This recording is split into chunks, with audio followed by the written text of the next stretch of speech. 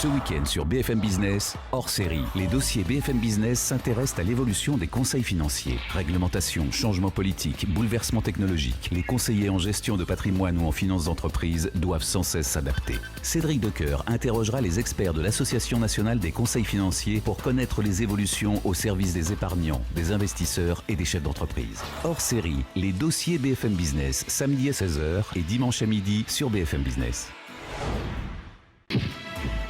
Hors série, les dossiers BFM Business. L'évolution des conseils financiers, présenté par Cédric Decoeur. Bienvenue au cours de ce hors-série BFM Business consacré à la gestion de patrimoine. Vous l'avez peut-être suivi si vous étiez à l'écoute de l'antenne cette semaine. C'est tenu au Carrousel du Louvre, l'Assemblée Générale 2017 de l'ANACOFI. C'était au cours des 2 derniers jours. C'était en partenariat bien sûr avec BFM Business et c'est l'occasion pour nous finalement de revenir avec plusieurs experts sur la gestion de patrimoine, sur le conseil en finance d'entreprise. Alors on accueille David Charlet. Bonjour David. Bonjour. Vous êtes le patron de l'ANACOFI. Michel Fleuriet est également avec nous. Bonjour. Bonjour. Vous êtes le patron de Crédit Prêt. Vous intervenez essentiellement dans le courtage, dans le conseil en banque, dans le monde du crédit. Et puis Patrick Galtier, gérant d'Audit Patrimoine Concept. Bonjour. Bonjour également. Conseil en gestion de patrimoine, comme on dit plus couramment. Alors, vous le savez, puisque vous nous suivez quotidiennement, ce monde de la gestion de patrimoine, il a beaucoup bougé, notamment dans son environnement. Et puis, il y a tout le contexte actuel, notamment les incertitudes politiques, etc. Bref, tout ça, les épargnants, ils doivent y faire face. Et pour cela, il leur faut des professionnels, des conseillers. Et ces conseillers, ils doivent s'adapter. Ça va être le sujet que l'on va traiter au cours de cette demi-heure. Peut-être avant de rentrer dans le dur du sujet, David Charlet, on peut peut-être dire un mot de l'ANACOFI parce que tout le monde ne connaît peut-être pas cette association. On rappelle, Association nationale des conseillers financiers. Vous regroupez des professionnels, c'est ça, qui peuvent mieux se former, mieux réfléchir, mieux se défendre, mieux échanger, c'est ça ? Alors oui, on est la grande association nationale de conseils financiers, conseils courtiers en assurance, courtiers en banque et on a même un syndicat d'intermédiaires en immobilier patrimonial et d'entreprise. Et plus couramment, les gens reconnaissent nos membres comme des conseils en gestion de patrimoine ou des conseils en finance d'entreprise. Ce sont en fait les métiers tels que nous les présentons ou les gens les comprennent, formés avec les 4 agréments qui découlent de ce que j'ai précité. Donc voilà, donc du coup, ça, c'est la principale organisation de ces métiers-là. Juste quand on en est au chapitre pédagogie, oui. Gestion de patrimoine, conseil en finance d'entreprise, comment est-ce qu'on fait la césure ? Alors, conseil en gestion de patrimoine, c'est vous et moi, et la finance d'entreprise, c'est plus les experts comptables Alors non, on n'a pas d'experts comptables. On a les experts comptables eux-mêmes font du conseil en finance d'entreprise, si vous le voulez, mais au départ, ils partent du chiffre, alors que nous, on part de la partie plutôt financière et financement. Voilà. Et donc, ce sont des professions réglementées, comme le sont les experts comptables, mais on ne vient pas exactement du même univers, même si on travaille sur les mêmes clients et probablement les mêmes sujets quand on est conseil en finance d'entreprise. Conseil en gestion de patrimoine, oui, c'est vous et moi, ça peut être le chef d'entreprise, mais c'est plutôt, quand on dit ça, on pense plutôt à ses problématiques personnelles. Alors qu'évidemment, le conseil en finance d'entreprise, c'est l'entreprise qu'on va accompagner. Il y a 5 sous-familles. Pour son développement, pour sa cession, son développement, ce qu'elle place, son financement, sa cession. Et vous avez une 5e catégorie qui, elle, va s'intéresser plus aux problématiques de rémunération à l'intérieur de l'entreprise elle-même. Voilà, on a identifié 5 sous-familles de conseils en finance d'entreprise, alors que sur les gestionnaires de patrimoine, ça va beaucoup plus vite. S'il y en a 3, c'est le bout de la terre. Comment est-ce que ces différents métiers ont évolué récemment ? En prenant d'énormes parts de marché. Alors, pas en 2 jours. Mais sur une tendance de 10 ou 15 ans, on voit bien que ces métiers sont partis de pas grand-chose et dans un univers très large dans lequel il y avait plein d'agréments différents. Puis petit à petit, ça s'est structuré. Pour faire très simple, on va dire qu'aujourd'hui, le monde du courtage conseil, dont sont les gestionnaires de patrimoine, mais qui sont devenus plutôt dominants à l'intérieur de cet univers alors qu'ils étaient marginaux, c'est entre 10 et 15% des parts de marché dans les univers dont on a parlé précédemment, banque, finance, assurance. Même en immobilier, ce serait à peu près 10% des intermédiations immobilières du pays. Je rappelle que tout ça se fait dans le premier marché d'Europe. Alors justement, si on essaye de voir ce que les professionnels en pensent, Michel Fleuriet par exemple, vous qui intervenez dans ce monde du courtage, de la banque, du crédit, comment est-ce que vous avez vu un petit peu les choses évoluer là? David Charlet nous en disait un petit mot, mais vous le vivez comment, l'évolution de votre métier? Alors, premièrement, notre métier a eu des nouvelles règles sur le plan réglementaire depuis 2013 et donc a un réel statut. Auparavant, on parlait d'intermédiaire en opération de banque, mais il n'y avait pas vraiment de Tout le monde intervenait un peu sous la même bulle, quoi. oui, et d'ailleurs, on trouvait des professionnels qui professaient avec un mandat d'un client et un mandat bancaire, etc. Donc, il y a eu de l'ordre qui a été mis. La définition sont beaucoup plus précises, notamment, par exemple, avec l'émergence d'un nouveau statut, celui de courtier en opération de banque. Alors, souvent, des courtiers en crédit, mais l'opération de banque ne se limite pas qu'au crédit. Ce sont également les produits bancaires de placement et également les services de paiement. Les intermédiaires intervenant moins sur les services de paiement qui sont les ouvertures de compte. Donc beaucoup de changements réglementaires. Mais beaucoup de changements et surtout sur la distribution du crédit avec tout récemment un dernier volet, c'est la transposition d'une directive européenne sur la distribution du crédit immobilier qui est quand même chez les courtiers en crédit la plus grosse part de marché. Et probablement la facette que le grand public connaît le plus. Exactement, oui. Du côté des CGP, Patrick Galtier, comment est-ce que vous aussi vous vivez les choses? Comment est-ce que vous avez vu cette évolution se mettre en place? Au commencement, il y a eu les vendeurs de produits financiers, qui sont des intermédiaires purs et durs. Dans une deuxième phase, il y a eu les courtiers. Les courtiers, ce sont des gens qui sont mandatés par leurs clients pour trouver la solution. La dimension conseil, qui est venue un peu plus tard et qui a été réglementée par le conseiller en gestion financière, à savoir le CIF, ça donne une lettre de noblesse au métier dans le sens où, préalablement, si vous voulez, à la préconisation de solutions ou de produits, l'intermédiaire qui est conseillé, il va se rapprocher du client.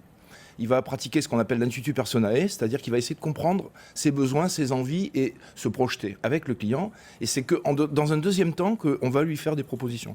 Mais le préalable, c'est de rencontrer le client pour connaître ses projets. Ces règles que vous évoquez un petit peu tous les trois, elles étaient aussi nécessaires parce que c'était un petit peu fouillis, la complexification, un petit peu mélangé, qu'il y avait toujours l'idée de se dire n'importe qui peut mettre sa plaque, je suis CGP parce que j'ai 2-3 notions. Alors CGP en droit, ça veut rien dire. La preuve, c'est que les instances réglementaires, elles ont commencé par vraiment mettre les mains dans le cambouis avec le statut de CIF, conseiller en investissement financier, qui a, si vous voulez, comment dirais-je, qui a creusé un peu le sillon de la réglementation dur, on va dire. Dans un deuxième temps, les métiers de l'assurance, puis de l'immobilier, puis de l'intermédiaire de banque de mon ami Michel. Tout ça, ces 4 statuts et ces 4 compétences, assorties de la non moins importante compétence juridique appropriée, font qu'avec ces 5 compétences-là, le conseiller en gestion de patrimoine a tous les outils pour, si vous voulez, se rapprocher de ses clients et faire de la vraie gestion. Ça veut dire qu'il fallait impérativement segmenter par spécialité pour que chacun s'y retrouve, non, David? Alors, il fallait pas. Le problème, c'est que ça vient du droit européen. Alors, on n'a pas le temps, mais on va aller très très vite. On est dans une mécanique de construction du droit européen qui est dite par silo. Et donc, eux voient par spécialité et imposent un agrément par spécialité partout en Europe. La particularité française, c'est qu'on a le droit de les additionner, ce qui n'est pas toujours le cas. Ce qui nous permet d'avoir produit ce métier de conseiller en gestion de patrimoine qui, en fait, est reconnu maintenant par les juges et par quelques organisations professionnelles qui les regroupent, où on a à peu près tous la même définition maintenant. Mais en pratique, ce qui a donné ça, c'est très simplement la contrainte est européenne, la pratique est française avec une tolérance particulière et un besoin national, puisqu'on a un pays qui est très très particulier dans ses besoins. C'est tout le débat qu'il y avait eu aussi autour de la rémunération, de la comparaison avec le marché anglais. Alors pas tout à fait, parce que c'est le seul autre pays où on pouvait agréger aussi. D'accord. Mais la problématique, elle était un peu différente. C'est que les Anglais et nous n'avions pas la même vision de ce que certains termes complémentaires signifiait notamment l'indépendance. Et donc les Anglais, depuis 30 ans, se traînaient un problème autour de cette définition de l'indépendance. D'accord. Leur solution avait été de dire stop aux commissions, stop aux rémunérations par les tiers. Ils avaient été le seul à le faire. Et en fait, ça venait d'un problème qui n'était pas lié à la définition du métier, mais la définition d'un terme qu'eux avaient défini en droit, et pas nous, qui est l'indépendance. Les Français, nous, on a défini le terme conseil et mandat. On n'est pas dans le même droit. C'est pour ça qu'ils sont venus heurter, alors que nous, on n'avait pas leurs problèmes. Et on a fini par gagner la discussion, d'ailleurs. Et on a laissé leur, Et on les a laissés se débrouiller parce leur qu'ils étaient paysage se étaient désertifier un petit peu quand même. Vous, justement, cette segmentation, vous la vivez comment au quotidien? C'est quelque chose qui est aussi important pour être au clair avec finalement ceux qui sont en face de vous, vos interlocuteurs, que ce soit les professionnels, les particuliers? Alors sur les particuliers, aujourd'hui, c'est pas certain que le consommateur ait vraiment une vision bien claire, parce que c'est un petit peu compliqué, et le professionnel doit quand même donner des indications et se présenter selon les casquettes sur lesquelles il intervient. C'est-à-dire qu'au moment où vous êtes finalement confronté à la question, au dossier, au cas particulier, amené qui par un chef d'entreprise ou par un particulier, c'est-à-dire entre finance d'entreprise et gestion patrimoniale, là vous changez de casquette et vous êtes obligé de remettre la relation dans un cadre particulier. De toute façon, quel que soit le métier qui est consulté, il y a l'entrée en relation qui est systématiquement équivalente d'un métier à l'autre. La connaissance du client et la présentation, ce qu'on appelle le document d'entrée en relation, c'est sa carte d'identité, c'est son profil. Monsieur le client, qu'est-ce que je fais et comment je le fais? Voilà. C'est un peu comme un objet social finalement, c'est dire quelles seront les limites de la relation, du conseil, de l'engagement de l'un par rapport à l'autre. Tout à fait. D'ailleurs, pour caricaturer, on pourrait dire que quand on prend en contact avec un prospect, on a une première casquette qui est a priori du conseil, puisqu'on ne le connaît pas encore, on ne connaît pas ni ses besoins, ni son patrimoine.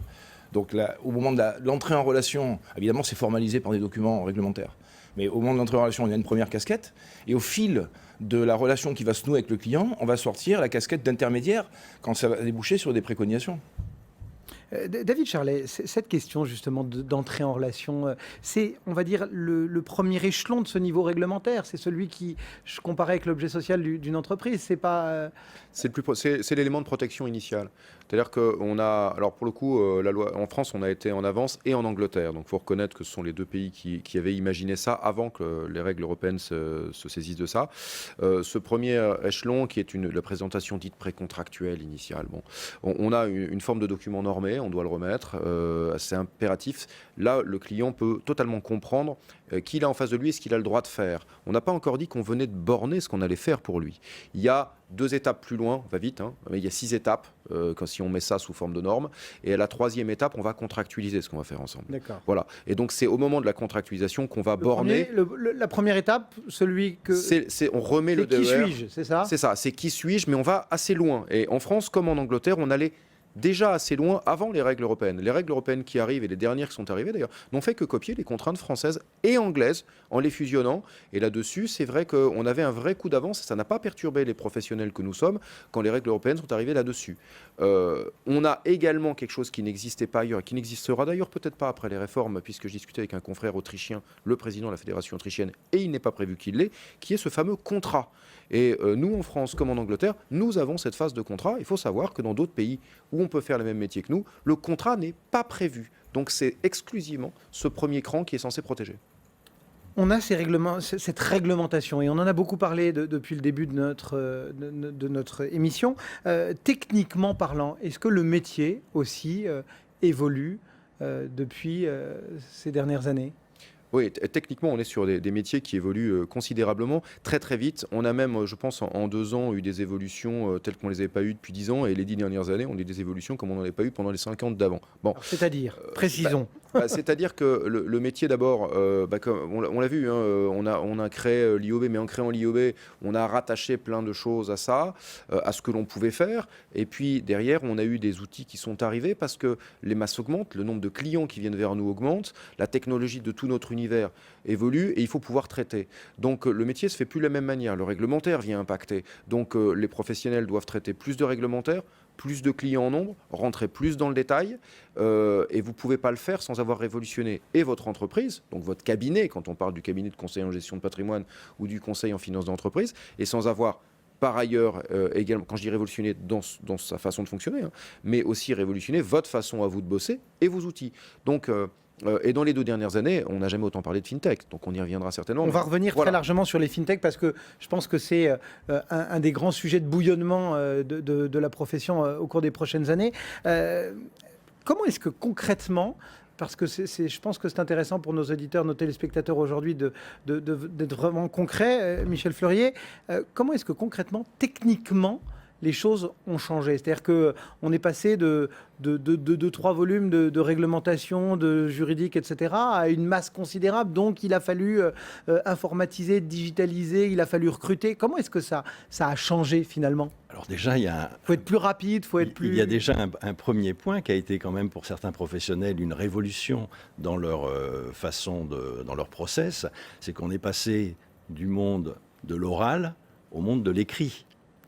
C'est-à-dire aujourd'hui, la première chose qu'impose la réglementation, c'est que tout soit formulé par écrit. Chez les comme on dit, ici. sur un support durable. Ouais. Ouais.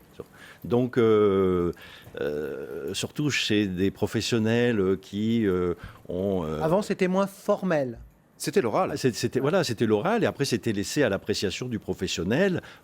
Certains avaient été déjà passés au monde de l'écrit. Moi, en ce qui me concerne, j'avais déjà mis pas mal de choses en place pour ça, parce que je trouvais que c'était logique. Mais après, chacun faisait comme il l'entendait. Et le législateur a voulu normer tout ça, ce qui est quelque part une bonne chose. Maintenant, on tombe aussi dans l'excès inverse. C'est ça. C'est que, on a vu notamment pour l'immobilier, là, avec les voilà, de papier qui passent pour... Et le consommateur ne lit même pas, souvent, et signe le truc. Mais bon, qui peut le plus, peut le moins. Hein. Justement, Patrick Galtier, dans la relation avec son CGP, le client, il le vit comment? Le côté très formel où, attendez monsieur, oui, on va commencer, mais d'abord signez-moi ça, ou lisez-moi ça, ou... Ben non, on a parlé tout à l'heure de la découverte du client, si vous voulez, pour arriver à identifier le besoin et le produit. Mais donc ça, c'est plutôt la partie conseil, disons une approche globale de l'ensemble de la personne qu'on a en face et de son patrimoine. Et n'oubliez pas que dans un deuxième temps, suivant si on va préconiser une solution immobilière, assurantielle, d'un crédit ou d'un placement, on va avoir un statut différent à mettre en œuvre. Donc ça ne sera pas les mêmes contraintes pour la partie, par exemple, allocation d'actifs de titres dans une assurance vie ou dans un compte titre, que si c'est un crédit ou que si c'est une acquisition immobilière.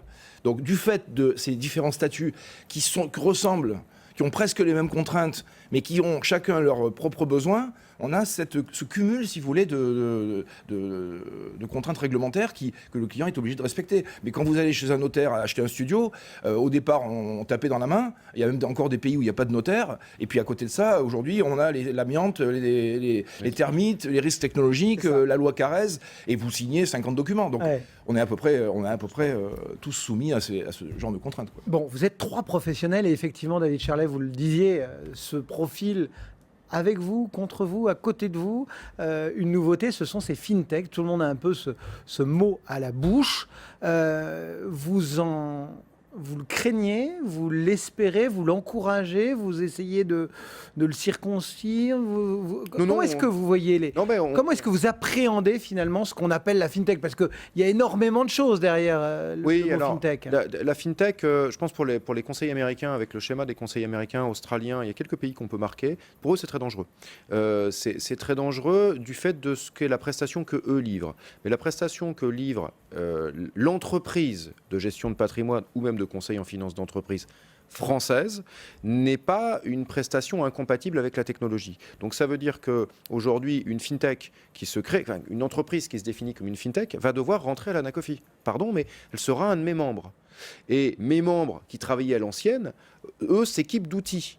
Donc, tout ça, ce que ça donne, et on le voit déjà en quelques années, ça a donné que les plus petits cabinets qui se sont équipés ont licencié le peu d'assistants qu'ils utilisaient, sont devenus acheteurs de services externes et d'outils, et ils se sont équipés. Et les plus gros, c'est pareil. On a vu en l'espace de 3 mois, chez les plus gros adhérents de l'Anacofi, apparaître des systèmes plus techno, dans leurs entreprises. Et donc, on voit bien qu'on est dans une mécanique d'intégration de la technologie. Certains choisiront d'avoir un modèle full techno ou numériques, et d'autres seront à l'ancienne, en devant dans ce cas-là combler le problème. J'imagine bien que Michel Fleurier, dans le monde du crédit, vous l'avez vécu peut-être avant les autres, parce que finalement, avant, on ouvrait la porte de sa banque, enfin on poussait la porte de sa banque, on avait rendez-vous avec son conseiller, on signait son crédit, on avait l'assurance groupe qui était obligatoire, et puis on repartait, on avait l'impression de ne pas avoir eu le choix. Et puis vous avez vu émerger les courtiers, tout ce qui allait avec, maintenant la possibilité de changer d'assurance un petit peu quand on le veut. Enfin, et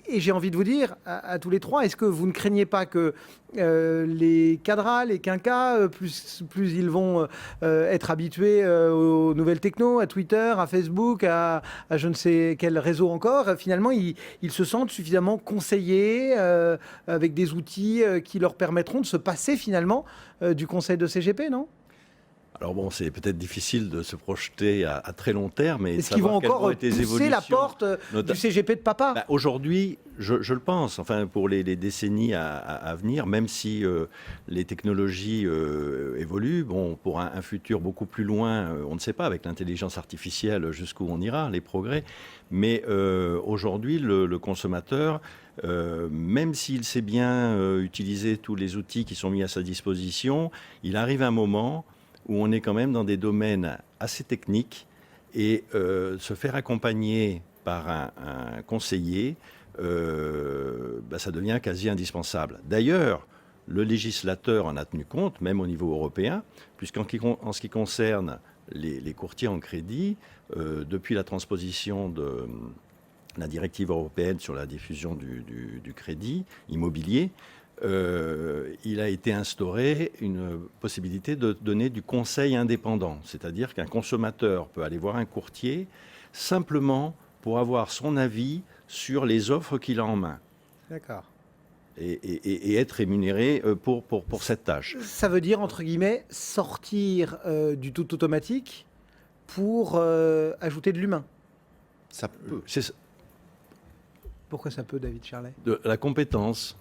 Parce que quand on dit du conseil, le conseil en droit, on n'a jamais dit que c'était un robot ou un humain. Et c'est là, en fait, tout le truc. C'est que vous voulez du conseil, vous pouvez très bien le rendre par un robot complètement ou que par un humain. Et là, ce que l'on voit, c'est que les gens aujourd'hui qui ont un peu de moyens ont envie d'un conseil, ont encore envie d'un humain.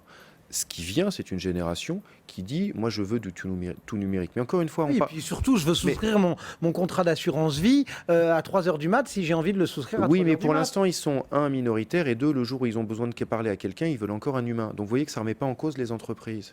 Ce que vous voyez, ce que nous vous disons, c'est oui, bien sûr, il y a un sujet, mais en soi, ce n'est pas mortel pour l'entreprise de conseil, ni même pour la faire disparaître le conseil. Même si on trouvait la solution pour rendre un conseil totalement numérique, ce qui n'est pas le cas aujourd'hui, mais pourquoi pas ? C'est pas l'entreprise CGP ou conseiller en finance d'entreprise ou même courtier en crédit qui disparaîtrait. C'est le salarié. Mais je vous rappelle la dernière révolution technologique. Word et Excel ont viré vos secrétaires, mais vos entreprises sont là. Justement, quand on est CGP, Patrick Galtier, comment on se prépare ? Comment on se dit il va falloir que je l'intègre, il va falloir qu'effectivement j'ai peut-être une partie fintech qui va m'aider sur tout ce qui est réglementaire parce que ça c'est codifié, que quand il va falloir aller chercher tel thème au fond du énième code, là l'ordinateur va être plus rapide que mon documentaliste. Il est clair que pour des outils qui nous servent au jour le jour, pour identifier, si vous voulez, pour faire la liste des produits financiers existants ou pour tenir à jour des fichiers ou pour aller faire des recherches avec des critères, la technologie, de toute façon, elle va nous permettre d'alléger la charge réglementaire et administrative des cabinets. Les gens qui font de la gestion de patrimoine, ce sont souvent des gens qui ont un bon contact et qui sont plutôt versés dans la relation humaine. Mais en revanche, je crois qu'elles remplaceront jamais la relation bipartite qu'on a en one-to-one avec quelqu'un. La maïotique, l'art d'accoucher des esprits, ça peut se faire qu'entre deux personnes. Et en plus, sur le plan technique et technologique, comme le disait Michel tout à l'heure, les gens qui croient avoir des besoins ou des problèmes, ils ne peuvent pas les identifier s'ils n'ont pas quelqu'un en face d'eux. Donc les gens qui vont être dérivés sur les fintechs, c'est des gens qui savent ce qu'ils veulent. Mais c'est quoi ? C'est 10% du marché. Évidemment, on a toujours pu. Ça fait très longtemps, depuis qu'à Internet, on avait déjà la presse avant. Là, avec des outils numériques comme Internet, on peut comparer des produits financiers, des OPCVM, des assurances vie, etc. pour avoir des frais d'entrée peut-être réduits. Mais il n'y aura pas pas de conseil. Il n'y aura Oui. pas de conseil. Ça, c'est important, c'est intéressant. On a des clients qui savent un peu mieux ce qu'ils veulent et qui se sont renseignés avant de venir nous voir. Ça, c'est un vrai phénomène. Il est massif. Nous donnons un conseil. Ils vont essayer de se faire leur avis. C'est un changement dans la façon de bosser de l'entreprise et de l'homme. Et donc finalement, il nous reste en gros 1 minute 30. On va essayer de ne pas se faire prendre par le temps. David Charlet, ça veut dire que ces fintechs, aujourd'hui au cœur du monde des conseils en gestion de patrimoine, elles vont peut-être permettre à tout à chacun de se faire une idée, de préparer sa gestion de patrimoine, et puis finalement, de vous dégager de toute cette phase de recherche et de vous concentrer, vos savoir-faire sur le monde du conseil, vraiment du cas par cas, de ciseler la gestion de patrimoine qu'il faudra à Madame Michu qui viendra vous voir. Oui, si vous voulez le dire comme ça, on peut le dire comme ça. Je pense qu'effectivement, ils peuvent se renseigner, eux aussi, nous aussi, on a les mêmes outils, on verra les mêmes choses. Nous, on a des outils professionnels, lui peut-être un peu moins. Peut-être qu'on lui donnera un accès à un outil professionnel aussi pas très cher. Mais oui, effectivement, on va pouvoir voir ça. Puis nous, ça va nous permettre aussi de pouvoir aller plus vite. Ce que dit Patrick, réglementairement et en termes d'analyse, on peut aller plus vite.